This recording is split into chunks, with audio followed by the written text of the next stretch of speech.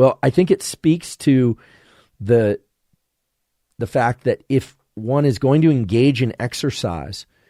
that doing exercises that involve lots of different body parts and movements is likely to encourage the maintenance and or growth of these neurons that innervate fat throughout the body. What this means is changing up the pattern of exercise, engaging in novel types of movements may actually be one way that one can access these so-called stubborn body fat pads. Now, there's a little bit of speculation in the statement that I'm making, but if you think about it, it makes sense. If you become very adapted to a particular pattern of exercise, whether or not you're subcaloric or not, you're on maintenance calories or not, you are oxidizing some fat always, and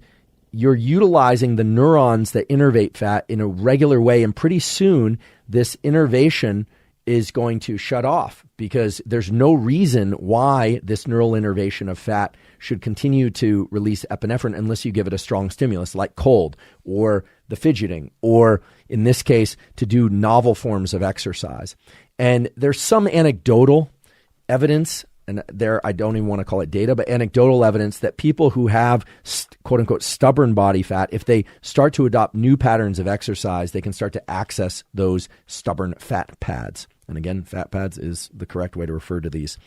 in the scientific literature. So what we're focusing on today is the fact that fat indeed will be mobilized and oxidized in response to a deficit in calories, but that the way that neurons control those fat pads and those body fat stores affords you a lot more control than perhaps you ever previously thought.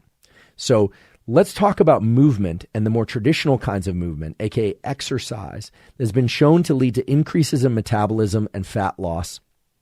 to greater degrees, depending on whether or not, for instance, you're fasted when you do it or not, whether or not you do your cardio first or your resistance training first.